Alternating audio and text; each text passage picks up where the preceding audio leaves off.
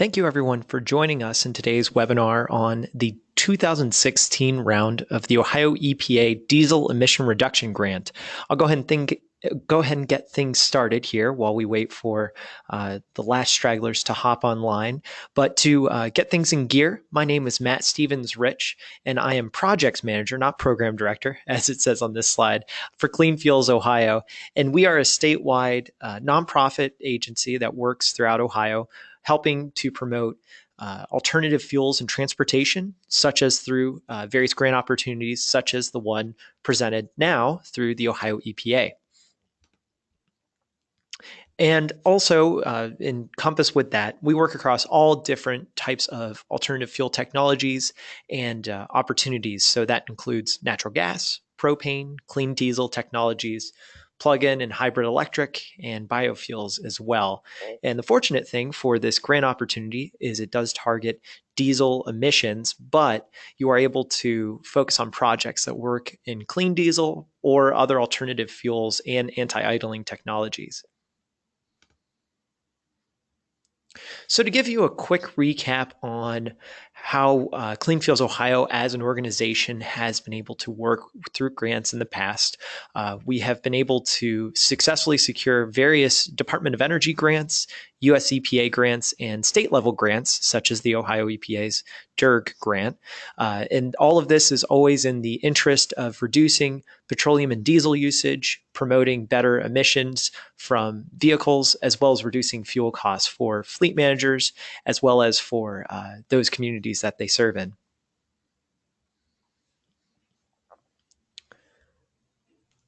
So for this round of the Diesel Emission Reduction Grant, it's marked for 2016 with $12 million of total funding available, with a deadline of October 7th of this year.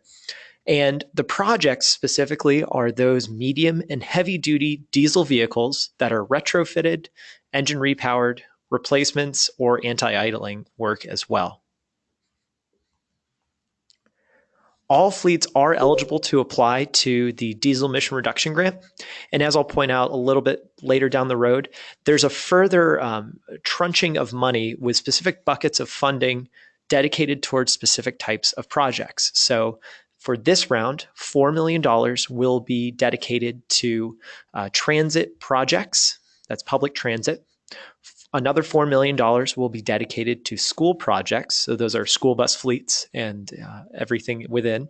And then the remaining $4 million will be available to all other applicants to apply for as well. So just as last round, for those that were around for that, there was some funding specifically for transit projects. This trend is continuing for the 2016 round, where there is specific allocation of funding for specific types of projects. That being said, both public and private fleets are able to apply. Public fleets are able to apply directly to the Ohio EPA, whereas private fleets, they do require what is called a public-private partnership through a public agency sponsor. And this is something I'll go a little bit more into detail in some additional slides, but specifically what this is a public agency that is able to sign off on the financial viability of the project and help act as a sponsor for the project to help add an additional step that further qualifies and verifies that the project is likely to succeed in both financial viability as well as success of deployment. So Clean Fuels Ohio, we do, first and foremost, we want to get the word out on these types of grants that are available. So many of you probably received our email outreach, just alerting folks to the availability of the grant, as well as outreach on this webinar. So first and foremost, we want to be an educational resource to help get a sense of the groundwork that lays ahead for applying to the grant. We are happy to work with fleets as well to provide grant writing and submission services. And so we do have a fee-for-service model with that, both through an upfront cost model or a success fee model. We allow that choice to fall to the fleet depending on how they would like the finances to work out on that. So those fleets that would be interested in Clean Fuels Ohio writing their grant on their behalf, we're happy to talk further with you, as well as to get you a quote estimate on which model would price out better for your fleet as well as meet your immediate needs.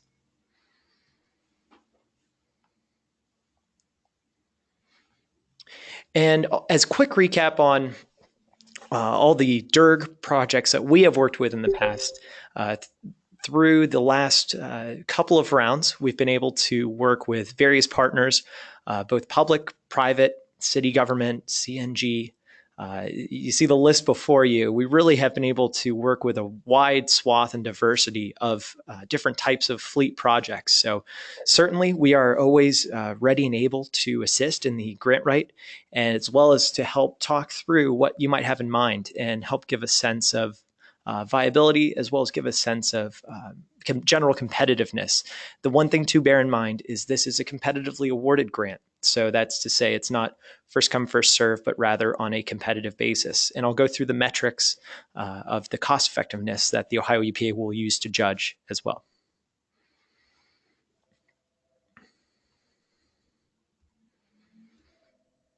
So in terms of eligibility for applying to the grant, the thing to understand about the DERG program is it is funded through congestion mitigation and air quality funding, which comes from the U.S. Federal Highway Association or agency. So this money must be spent in what are called non-attainment areas. Those are the counties that you see highlighted to the right of this slide, and these are poor air quality counties. So one of the eligibility criteria is you must operate 65% or more of the time in these non-attainment counties. That is to say, the vehicle you are applying for would operate 65% or more of the time in those counties. And there's various ways to account for this, such as route mapping, even if you have data loggers running in the vehicles, anything that can help provide proof that the route is running through those areas. And it's also worth pointing out as well, I'll move my mouse around here, you can be in a outside of a non-attainment area. So for instance, we have worked with a private fleet that was located in one of these white counties, but was driving through Columbus down to Cincinnati. So there are cases even where a fleet can be located outside of these non-attainment areas, but still operate 65% or more of the time.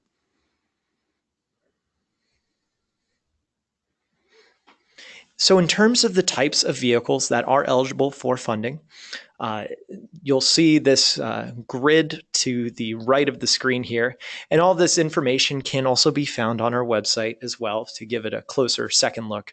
But in general, public school bus, refuse, transit, and government road maintenance vehicles are eligible for up to 80% of cost reimbursement.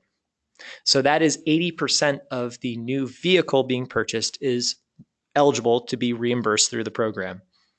All other replacement projects, that is private replacement projects, are eligible for 80% of the incremental cost reimbursement. And when I say incremental, that's just the cost difference. Let's say, for instance, you're acquiring a propane or CNG vehicle. That is the cost difference between the CNG or propane model versus the traditional diesel vehicle. So that is costs associated with the different fuel system, different engine, the likes of that. Conversions, repowers, and retrofits are eligible for 80% of the kit and labor cost reimbursements as well. And so you'll notice this grid covers on-road as well as off-road, and maritime and locomotive projects. So there is a very wide variety of projects that are eligible to apply. So to throw out some additional eligibility requirements, these are all things required through the grant. Vehicles must have 5 years of useful life remaining on them. So that's to say, you must be able to document that these vehicles, would they not be replaced right now, they would remain in service and still have 5 more years of useful life on the vehicle. Vehicles must also be used in the same application. So that is to say, you are replacing one vehicle for another. So must be mindful of that. There is a scrappage requirement for vehicles that are replaced or engines to be repowered, and that is destroying of the vehicle or the engine, which is drilling a 3-inch hole through the engine block and disposing of the vehicle with photographic evidence. Costs that are incurred as a result of that scrappage or profits are able to be reported in the grant. So let's say if this is an additional cost, you can add that to your grant ask. If you are making a profit off of this scrappage, it must be subtracted from the grant as well. And there is overall an emphasis on projects that will reduce emissions around the state and federal highways, and further emphasis as well on immediately documentable emission reductions. And this slide is really specifically for our private fleets that would be interested in applying. There are some additional criteria, as I pointed out up at the top, on public agency sponsorships that are required for private fleets. These are sponsorships from a state agency, county, or city, and there is a public-private partnership agreement that is required to be signed, ideally before the application goes in, but you do have a window of up to 14 days after the application is submitted to sign that agreement and have it be submitted as well. There's also a financial record submission requirement for private fleets as well. This is 3 years of audited financial records, and I also a credit rating from a reputable source, so S&P, Moody's, is also acceptable in alongside that in lieu of it. And also there needs to be a proof that the company has cash flow to accomplish the project and be reimbursed on the back end. This does highlight every federal project or every federal grant program often operates on a reimbursement style of program. So that's to say you spend the money, it's documented, and then you receive funding to offset that cost. So all money must be spent in order to be reimbursed. And there is also a specific requirement to not be leasing of the vehicles. So that's to say, ideally, the Ohio EPA would love to work with fleets that can afford to buy the vehicles outright. That is essentially in cash, as it were. However, they also recognize many fleets do operate through lenders and banks. So that is also, there's a pathway for that as well. But as you are buying down that loan that you would get through the bank, the money that goes towards the principal, that is what is reimbursable as it is reimbursed. This can require a little bit more conversation, so we're happy to talk with fleets through that, especially through the financing elements of the project. So to go into scoring criteria, as I mentioned, this is a competitively awarded grant. So the consideration is specifically given to cost effectiveness of emissions reduced. So the two specific things that are being monitored here are particulate matter that is reduced in tons per year, as well as nitrogen oxides that are reduced in tons per year. So by taking all these tons of emission reduction, we take that divided by federal costs, that is total amount of grant funding you're asking for, and that gets us a $1 per ton cost effectiveness rating. And obviously, the more cost effective the project, the more favorable it would be within the scoring criteria. And it is important to point out as well, there are bonus points that are given to fleets that provide more than the 20% matching contribution. So that's to say, if you're going for a project that is eligible for up to 80% of the total vehicle cost, if you would ask for 70 or 60% of the vehicle cost, that means you're asking for less money, which does make your cost effectiveness go up. And it also puts you in a favorable light of being able to provide for more funding. So that's to say the Ohio EPA is definitely interested in those fleets that this funding acts as an enabler of getting to the project award rather than providing for as much funding as possible, especially given it's going to be a little bit tighter competition this year as there are those specific buckets of money. So those that are not school bus fleets nor transit fleets, you are going to be facing more competition for less money this round, as you are essentially only competing for $4 million. So to maximize this competitiveness, we want to focus on those vehicles with little to no emission controls. So that's maximizing your potential for particulate matter and NOx reductions. Sweet spots are often in the model year 1998 through 06. That is specifically vehicles that are before the 2007 clean diesel technologies began coming out. Again, there needs to be useful life remaining on these vehicles. However, often these vehicles have little to no emission controls and can often be a favorable vehicle to replace through this program. We also want to focus on vehicles with high annual mileage fuel use. So that correlates directly to levels of emissions, how much fuel you're using. So sweet spots are the heavy duty classes with mileages 20,000 and above. So that's to say, if you have a vehicle that's only pushing 5,000 miles a year, that might not be the most competitive vehicle to apply for in this grant. You want to be focusing on those vehicles that are most highly used and in the interest of maximizing on your total cost effectiveness of emission reductions. And also, it is important to be mindful of your most cost-effective technologies to reduce emissions. So that's to say, there is, for specific fleets, there's going to be a consideration between clean diesel versus alternative fuels. And in the past, alternative fuels have been very successful to receive awards through the Ohio EPA DERG program. However, with these new cost-effectiveness metrics that are being considered, it is important to be aware that clean diesel technologies do carry a specific competitiveness just due to the nature of their lower cost for total project. So something to be aware of and cognizant of. There is some additional funding coming down the pike for other types of alternative fuel projects in the state of Ohio. So if you are looking at a more cost-intensive project, this might not be the best grant to go for just due to the higher competitiveness nature. And by all means, happy to talk this through with fleets. We already have spoken to a number of fleets that are just weighing options, as well as simply weighing types of vehicles. Maybe they're looking to deploy CNG across the fleet, but there are a couple of vehicles that still need to remain on diesel. So it's a consideration of trying to go after the CNG vehicle acquisitions, or maybe applying on behalf of those diesel to diesel projects as well. So happy to talk that through with folks.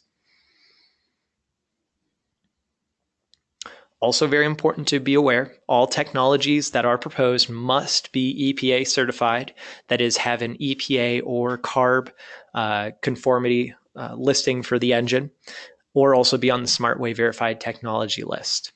And also very important as well, again, this is a reimbursement program, so you are not allowed to purchase or make orders of vehicles or technologies without federal authorization. So in many ways, if you are successfully awarded, that's fantastic. And then you do need to go through the steps with the Ohio EPA. And if you do have Clean Fuels Ohio helping out with admin, we will help you through the process.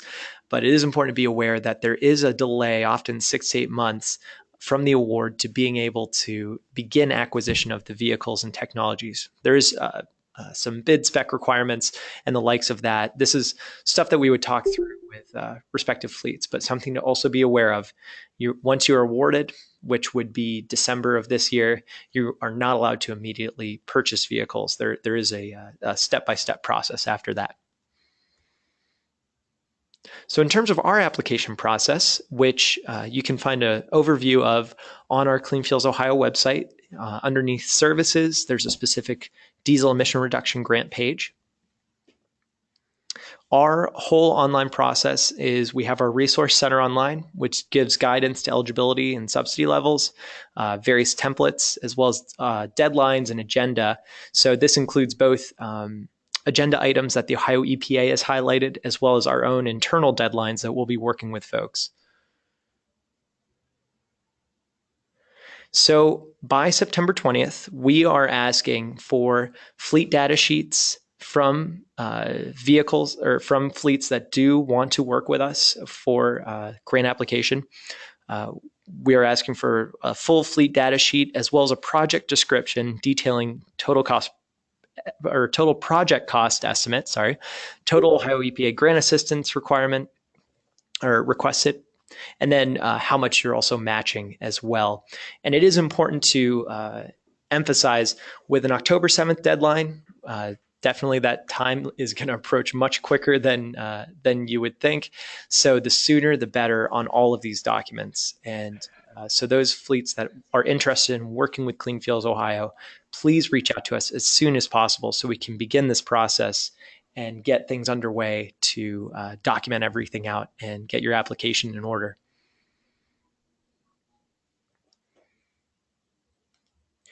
And in terms of how the overall application process would proceed, Clean Fuels Ohio will consult with fleets to develop projects. We'll help review the basic project data submissions, as well as give any advice or further insight that we can help out with for just detailing through the project, as well as provide relative competitiveness assessment on the project, and also provide a formal grant writing cost quote, which, again, we are working through an upfront cost or success fee model, depending on which you prefer. And overall, the whole application checklist, all the boxes that need to be checked of different documents, are a commitment letter from the fleet detailing the project, applicant checklist, which we have in hand that we'll provide to you, a vendor cost quote, that is a general cost quote to help provide some pricing of the vehicle or technologies that you're going after, public-private partnership for private fleets, as well as financial records or credit statement from private fleets, and administrative cost agreement, that is, again, if you're using Clean Fuels Ohio to administrate your project. And it is also important to point out on the admin side, I didn't really discuss that too deeply. Public projects that are applying, there's a tongue twister. You are able to administrate your own project. Typically, with private fleets, there is a general requirement for Clean Fuels Ohio to admin your project, but that's something we can talk more through with respective fleets as they're interested. And something else to highlight, and this is also in part why we are being very mindful of timelines here at Clean Fuels Ohio, is we are hosting the Midwest Green Fleets Forum and Expo. This is a 3-day long conference. Many of you were at last year's conference, which was a great success. We're holding it September 26th to the 28th. That's the last full week of September here in Columbus at the Greater Columbus Convention Center. And all fleet managers, especially those who are on the call today, are eligible for a free admission. Just use the promo code OGF 2016 at checkout, and that allows you to get into the conference. We have a whole host of different types of programming and panels lined up, as well as speakers, all discussing various elements of fleet management, alternative fuels, and what's coming down the pike in terms of upcoming technology. It's a really exciting slate of programs we have in mind. You can check it all out at midwestgreenfleets.com. Or if you just click over to Clean Fuels Ohio, you'll notice right on our homepage, there's a tile for the diesel emission reduction grants. And then right next to it, there's one for Midwest Green Fleets Forum and Expo. So both are huge programs going on right now, which is keeping our office very busy. But all are welcome to attend and would look forward to seeing everyone there. So here's my full contact information.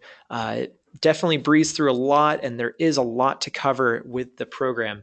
So for those that want to ask a little bit more, you'll notice on the control panel for the GoToWebinar, there is a questions section.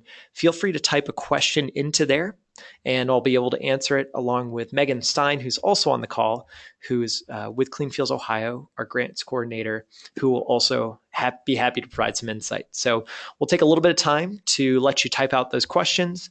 And in the meantime, if you do have any additional needs for resources, feel free to shoot me an email, or you can check out our website as well with a full overview of DERG and of Midwest Green Fleets Forum. So thanks everyone for attending, and I'll hold tight here definitely over these next couple minutes to let folks type out any questions they might have.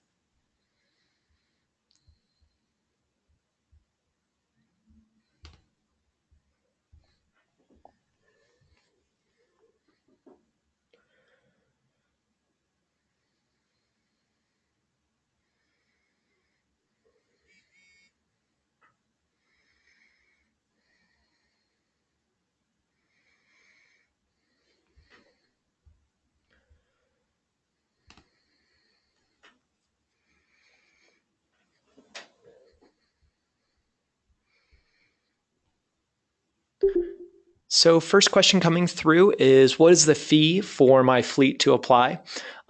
We're actually customizing this based on each respective fleet. So we can provide basically the more complex and large a project, the more legwork that would require on our side. So please just get in touch with Clean Fuels Ohio, and we can provide a better estimate to you as well based on the complexity of the project. In general, with the upfront cost model, we're leveraging that as a silver level membership to Clean Fuels Ohio. So that's to say you pay a little bit upfront, and as a traditional success fee operates, it's a little bit upfront and a little more on the back end if successfully awarded. The upfront cost model is a little bit more at the front, a little less in the back. And overall, for the upfront cost model, since the fleet would in essence be absorbing more of the risk, that would be the overall less expensive option for fleets to apply. But happy to please reach out, and we can talk more through that, and I can get you a better cost estimate for your own fleet's scenario.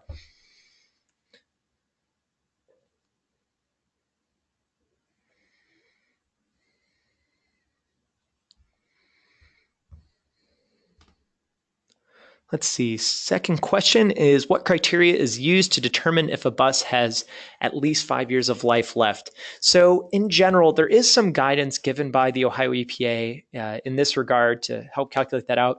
In general, though, this is going to be very dependent on the type of fleet. So to use school bus fleets, for instance, there are those school bus fleets that are able to replace their buses every 8 to 10 years. And then there are those that definitely have to run through 15. So in terms of estimating that out, in general, we look to the fleet manager to provide that estimate and be mindful of how many useful years of life are left on the bus or whatever vehicle you're operating with. So in that case, the default goes to the fleet manager for providing that estimate of useful life. So definitely, needs to be within reason and based on your own past experience in your fleet. But it goes to the fleet manager.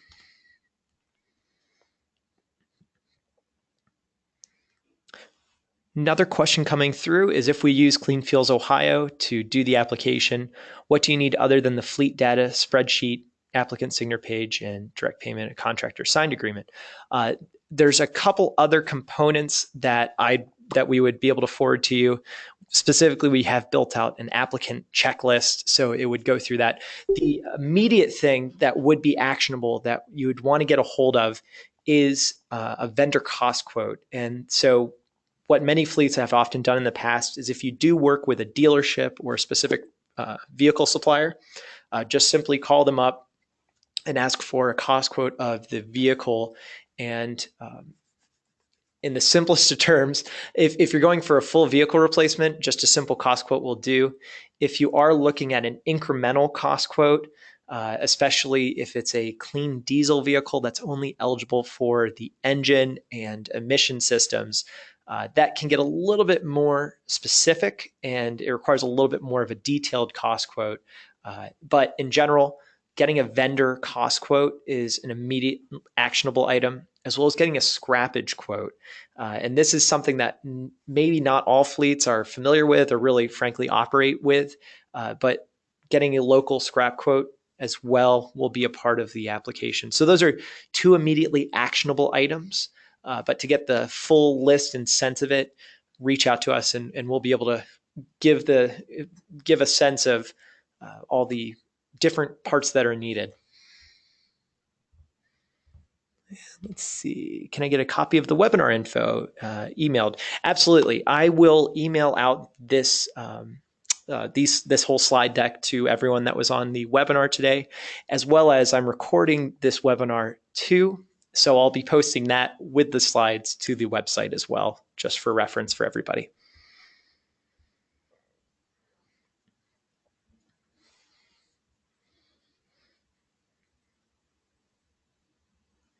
And while wait for a couple other questions, just to reiterate, definitely timing will be key on this. So even if you're still on the fence on if you want to apply or not, please feel free to reach out, and we're happy to talk through the project as well as just give a general sense of, is this a good time to be applying, or would waiting for the next round of DERG, which has been announced. There is going to be a 2017 round of DERG. In general, it should be pretty similar to previous rounds. One thing that could likely change is doing the specific allocations of funding. So that's to say, instead of doing $4 million for transit, $4 million for school buses, there could be a focus on another fleet segment. That much isn't known yet, but based on a meeting at Ohio EPA yesterday, they were able to confirm that they're working on the 2017 summer timeframe as announcing the next round of DERG funding.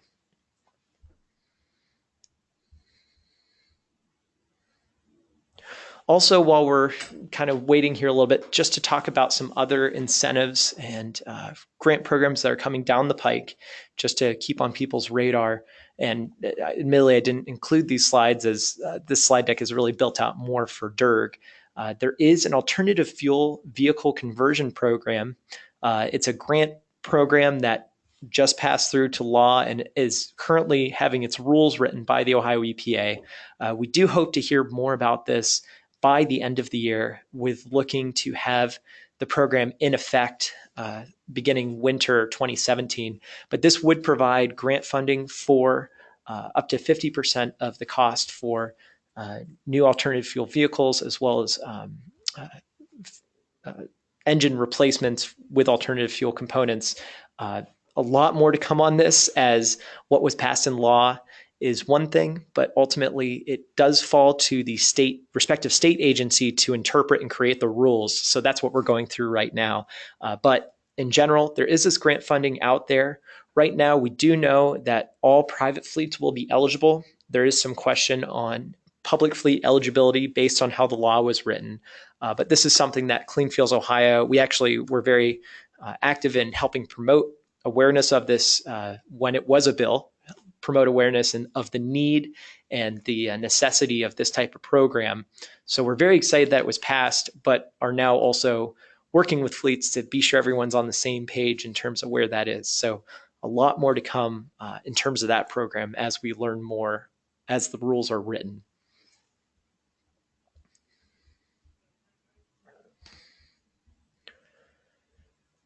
Another question on, let's see, my school is in a clean air region. Is it a waste of time for me to try to go for a grant through DERG? Indeed, we need to be able to document the 65% or more of the time operation in non-attainment area. So if you think there is a chance of being able to document that with a specific route, and this is also something important to emphasize, while a fleet overall may or may not operate 65% or more of the time in non-attainment areas, this is on a vehicle by vehicle basis. So we are looking to prove that the specific vehicle we're applying to replace or retrofit operates 65% or more of the time within non-attainment areas. So even if the fleet overall does not operate at that parameter, if you have a specific vehicle that's running a very unique route that does take it 65% or more of the time through non-attainment, that would be an eligible vehicle to apply on behalf of the grant. However, obviously, if not, unfortunately, that would not be an eligible project for this grant program. Which does in part queue up another incentive program that is out there, and definitely this is one that is still more off in the horizon, but there is funding that will be coming to the United States and the respective states through the Volkswagen settlement funding. That was through the diesel tampering lawsuit, and there was fine money leveraged through that that will be specifically focused on clean diesel and diesel replacement programming. This is all we actually don't even have the settlement documents yet. All that has been shown is draft documents for settlement. So the timeline for that is settlement, hopefully in October timeframe. And that's when we would learn a little bit more about the specific funding that would be set aside for Ohio. through this type of programming. But a part of that funding indeed would focus on diesel engine and emission reduction and replacement. So very similar to DERG in that light. And the good news about this in relation to the non-attainment wording is that this funding would not be required to be spent in non-attainment areas. So there would most likely be the opportunity to apply regardless of where you're located in the state. And that would provide opportunity for those fleets that are not in non-attainment areas to apply. So a lot more to come on that. That is all still very preliminary. But again, we are tracking, and we'll update everyone as more details come out.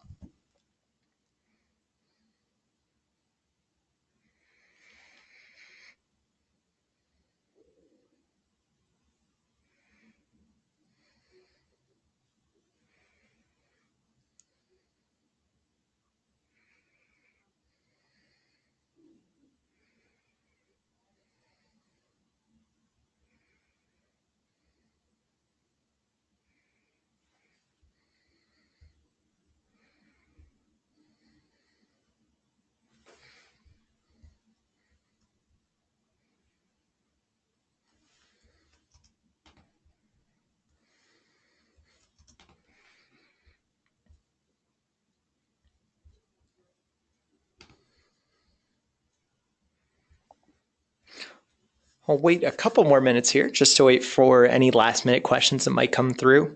Definitely please reach out to us with any follow-up questions even after this webinar is over. And indeed, if you're interested in proceeding forward, the sooner we can talk, the better, just to get things up and running. But appreciate everyone tuning in today, and definitely a lot more to come in terms of other incentive programs that are coming down the pike.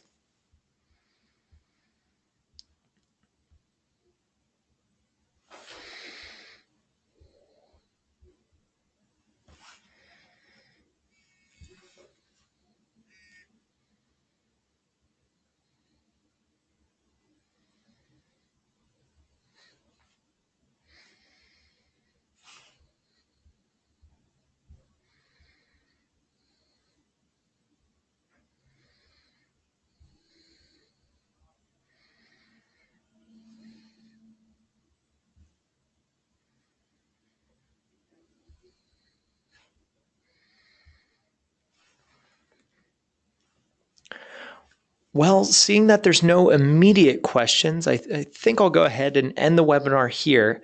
But please do reach out to us with any questions or interests that you might have. First things first, we really just want to help provide some general insight and education on the grant and help answer any questions that might be out there. So that all being said, thanks everyone for tuning in.